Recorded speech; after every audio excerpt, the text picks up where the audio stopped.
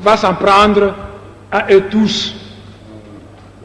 Monsieur le Président de l'Assemblée nationale, honorables députés, mesdames, messieurs, est-ce que la loi le permet que lorsqu'un chrétien de Thiela commet une infraction, qu'on puisse punir simultanément les chrétiens de Kinshasa, de Kisantu, de Kimpese, de Louosi, de Matadi, de Boma et de Mwanda? Comment alors comprendre que pour une prétendue faute commise par quelques adeptes de Bundula Congo, à telle localité bien précise, qu'on puisse punir par des massacres horribles tous les adeptes de Bundula Congo dans toute la province du Congo central? Lorsqu'un chrétien commet une infraction, le régime en place s'attaque à ce chrétien sans allusion à la hiérarchie de l'église chrétienne. Mais lorsqu'un adepte de Bundula Congo commet une infraction, le régime en place met cela sur la tête du chef spirituel de Bundula Congo. Ce n'est un secret pour personne que les militaires des forces armées fument du chanvre. Qui leur donne ce chanvre? La hiérarchie militaire. Ce n'est un secret pour personne que beaucoup de jeunes chrétiens catholiques protestants de Kinshasa fument du chanvre. Qui leur demande de fumer ce chanvre? C'est Monseigneur Mosengo. Mais chaque fois qu'un adepte de Bundula Congo ose fumer du chanvre, on dit, même quand il fume en Sekembanza, pendant qu'on a interdit à l'honorable Mwanda Semi d'aller en tournée parlementaire, je suis à Kinshasa, je dis, c'est l'honorable qui lui a donné du chanvre. Allez-y comprendre, allez-y comprendre, allez-y comprendre. Il y a actuellement 4500 prisonniers à la prison de Makala. 4500 prisonniers. Parmi lesquels, il n'y a que 2 adeptes de Bundula Congo. Les autres sont des musulmans, des protestants, des catholiques. Mais on ne parle jamais de leur église. Hein? Aussitôt qu'on aura, si c'était des gens de Bundula Congo, des criminels, des fauteurs, ils sont 4500, ils sont là-bas. Ceux qui sont là-bas, les chrétiens, on n'en parle pas. Monsieur le Président de l'Assemblée nationale, honorables députés, mesdames, messieurs, allez voir dans toutes les rébellions de l'Est. Et vous allez le constater que tous les rebelles sont soit musulmans, soit catholiques, soit protestants et autres. Et pourtant, la hiérarchie de leur église n'est jamais concernée. Mais lorsque les adeptes de Bundula Congo sont soumis à une quelconque injustice, et dans le cadre de leur vie privée, qu'ils se soulèvent pour réclamer leurs droits, on met leur révolte sur la responsabilité de moi, votre collègue, l'honorable Mwanda Semi. En tant que député, Mwanda Semi est membre de l'opposition congolaise. Dans tout pays démocratique,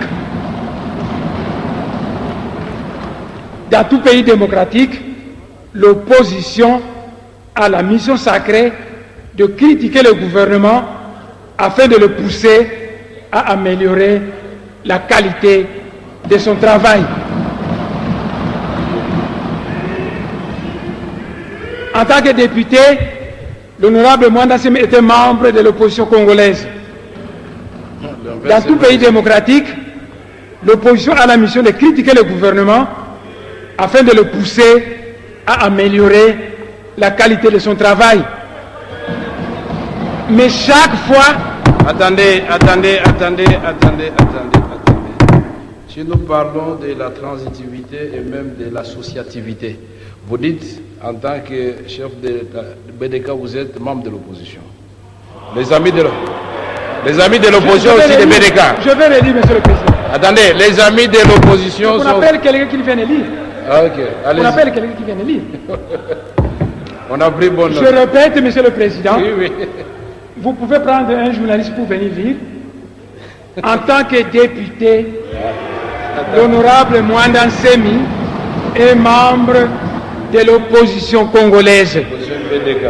Dans tout pays démocratique, l'opposition a la mission de critiquer le gouvernement afin de le pousser à améliorer la qualité de son travail.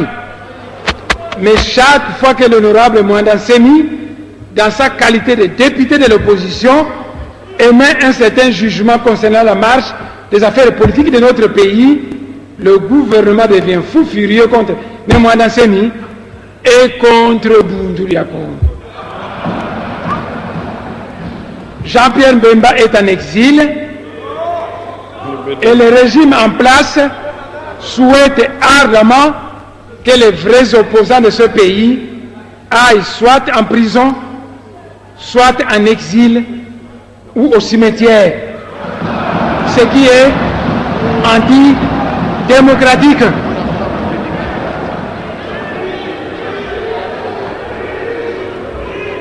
Jean-Pierre Mbemba est en exil, j'ajoute voilé. Et le régime en place souhaite ardemment que les vrais opposants de ce pays aillent soit en prison, soit en exil, ou bien au cimetière, ce qui est antidémocratique.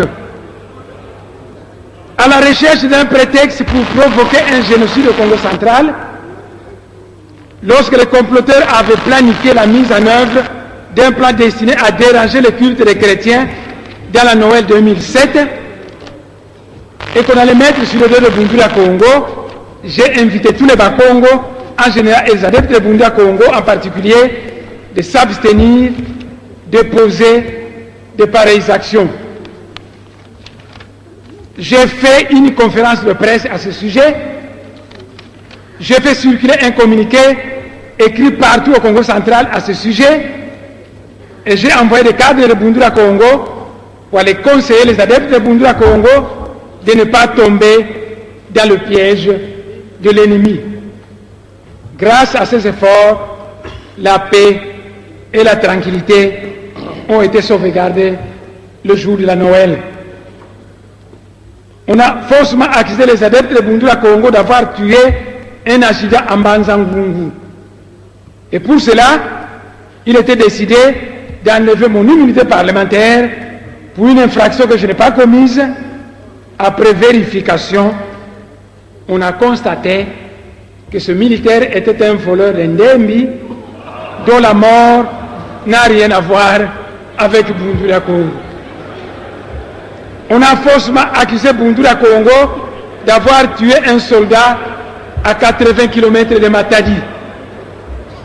Et pour cela, on a cherché à mettre en cause la tête du chef de Boundouli Akongo pendant qu'il se trouvait à Kinshasa, alors que l'infraction est individuelle. Après vérification, on a constaté que Boundouli Akongo n'était pour rien dans la mort de ces militaires qui avaient fumé des chanvre, je ne sais pas quel général lui avait donné ce chanvre, et qui avait fait un faux pas en voulant sauter et s'agripper dans un Kimalou-Malou. Il a raté et il est tombé mort. Et on a dit que c'est Boundouli Akongo qui l'a tué. Et le chauffeur a dit que Boundouli Akongo n'était pour rien. Lorsque le régime en place a cherché à provoquer une guerre de religion dans le Bas-Congo, j'ai rencontré les évêques catholiques du Bas-Congo avec lesquels nous avons harmonisé nos positions et avons fait une déclaration commune dans le sens de l'entente, de la sécurité et de la paix dans la région. Aussitôt que j'avais terminé avec le Monseigneur, rentré chez moi, le grand pasteur protestant Mwanda Mikiama de l'église surale d'Anemanianga est venu me voir. Lui aussi, c'est la même préoccupation. On veut nous manipuler pour provoquer une guerre de religion afin de nous entretuer entre eux. Nous devons leur barrer la voie. Le pasteur Tekasala qui s'est dit Monseigneur. Moi, quand j'étais petit, chaque fois qu'on disait Monseigneur, je pensais aux catholiques. Maintenant, il y a des protestants qui s'appellent Monseigneur. C'est de la confusion. Mais le pasteur Tekasala qui s'est dit Monseigneur Il est membre de l'AMP. Les membres de quoi? Attendez. Alors que moi... membre de l'AMP. Un évêque membre de l'AMP, ça n'existe pas, il faut retirer ça. Poursuivez. Et moi, Monsieur le Président, honorable député, il y a des députés nationaux au Congo ici, de l'AMP, qui ont été votés à cause de moi. Qu'est-ce qui s'est passé? Mais là, vous discutez pourquoi? C'est important. Disent que c'est vrai. C'est important. Qu'est-ce qui s'est... Pour vous dire que les gens de l'AMP ne sont pas mes ennemis. Quand ils me demandent un service, je leur rends ce service. Quand j'étais en tournée au Bas-Congo, j'ai reçu un premier coup de téléphone. Est-ce que vous pouvez regarder là-bas? C'est plus sûr. C'est plus sûr pour moi. J'ai reçu un premier coup de téléphone. Je regarde ici, on ne sait jamais. Me disant... On ne sait jamais. Écoutez, mais j'ai reçu un premier...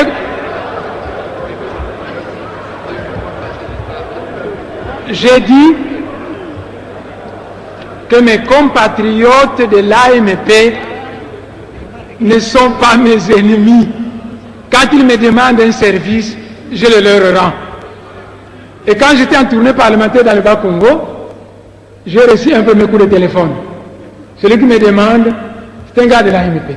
Il me dit, honorable, moi dans ma région d'origine, dans mon territoire d'origine, tout le monde vous vénère. Et moi je suis diabolisé ici. Est-ce que vous pouvez faire une lettre, une recommandation pour que... Donc on l'a chassé de chez lui. Je risque de citer son nom, si les gens vont discuter. On l'a chassé de chez lui, il est venu me voir, et moi j'ai dit, cet homme, quoi qu'il ait du PPRD, patience, quoi qu'il ait du PPRD, c'est un type bien, il habite à Kinshasa, vous habitez dans les villages, moi je le connais, je demande un transfert de confiance, la confiance que vous me faites, vous le fassiez et le voter, et il a été élu. Je risque de dire le nom, Monsieur le Président. Je continue. Mon conseiller Mungala, il y a un originaire de l'Équateur qui est membre. Suivez maintenant pour les conseillers Mungala aussi. Oui, suivez. Donc, je ne veux pas m'appesantir là-dessus. Pour des raisons de respect, Monsieur le Président, si vous le voulez, un jour je viendrai vous voir dans votre bureau et je vous citerai ces noms. Mais il y a des députés de l'AMP qui ont été élus grâce à mon intervention auprès des notables. Lorsque le régime en place, lorsque l'armée a effectué les enlèvements d'adeptes de Bunda Congo Sekembanza et massacré 4 adeptes, amenant ainsi les autres à ériger des barrières sur les voies publiques, j'ai envoyé de Kinshasa 3 cadres de Bundura Congo qui, accompagnés d'un conseiller du général de Raus, sont allés en Sekembanza pour pacifier les esprits surchauffés et faire enlever les barrières. Lorsque même en congé parlementaire, quand je cherche à descendre dans le Bas-Congo pour aller former et encadrer mes disciples, le gouvernement provincial, en complicité avec le gouvernement central, m'empêche d'aller dans le Bas-Congo. Dans ces conditions, que me reproche-t-on? Après la mission parlementaire de pacification dirigée par l'honorable Mvemba, accompagné des représentants du gouvernorat, de la NER, de la police, de l'armée et de quelques cadres de Bundula Congo, il était prévu que je puisse descendre dans le Bas-Congo pour aller cimenter la pacification accomplie par les missions parlementaires. Malheureusement, le gouverneur Mbati a jugé que le moment n'était pas encore venu pour l'honorable Mwanda Nsemi de faire une tournée au Bas-Congo. Alors, que me reproche-t-on puisque l'infraction est individuelle? Pourquoi le gouverneur Mbati a peur de me descendre dans le Bas-Congo? Parce que lorsque la classe politique Congo descend à Matadi, il faut une journée. Moi, quand je descends, ça me prend 3 jours. Parce que quand j'arrive à Kisantou, les notables veulent me voir, à l'évêché, les monseigneurs, les abbés, je dois avoir un entretien avec eux. Il faut un meeting pour la population. Quand je quitte Kisantou en Banzangou, la même chanson,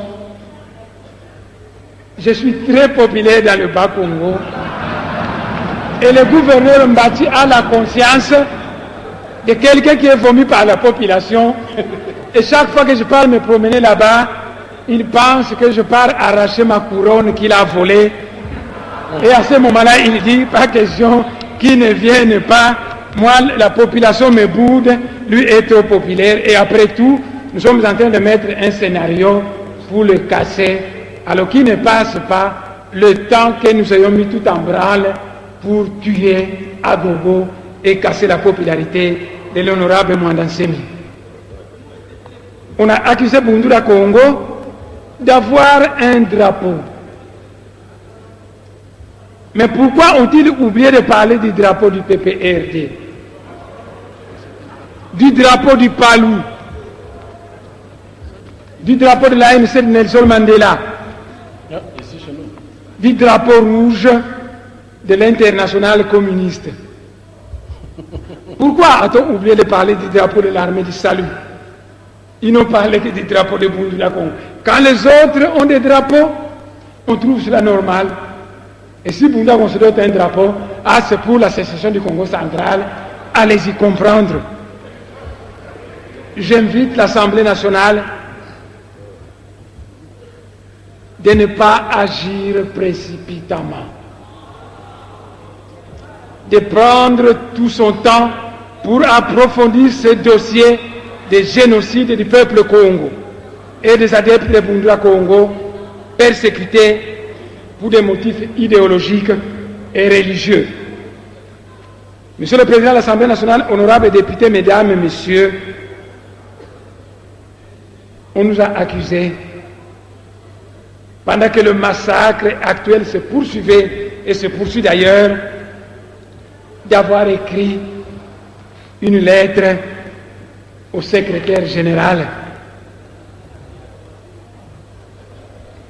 Mais lorsque 10 années durant, vous m'entendez, lorsque 10 années durant, le régime en place refuse le dialogue constructif avec le peuple Congo, 10 années durant, il refuse le dialogue, on nous massacre en 2002, en 2004, en 2005, on nous massacre en 2006, on nous massacre en 2007, on nous massacre en 2008, et les Bakongo disent, Bundula Congo dit tout haut ce que les Bakongo disent tout bas, et parce que nous disons tout haut ce que pensent les Bakongo, on nous massacre, et le régime en place refuse tout dialogue constructif avec nous.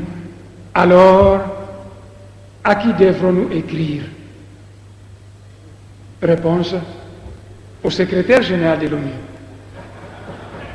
Lorsque les Kurdes du Kurdistan irakien et les Albanais du Kosovo ont été massacrés par Saddam Hussein et par les Serbes, à qui ont-ils écrit? Réponse: au secrétaire général de l'ONU. Lorsque l'Assemblée nationale et l'Assemblée provinciale optent pour l'organisation d'une table ronde au Congo central et que le régime en place refuse l'organisation de cette table ronde, à qui devrons-nous écrire? Réponse: au secrétaire général de l'ONU. En 2007, lorsque les députés sont allés en congé parlementaire, en vacances parlementaires, ils ont écrit et soumis au gouvernement central des rapports contenant les doléances de la population. Et le gouvernement central n'a donné aucune satisfaction à ces doléances. Alors, est-il sage de continuer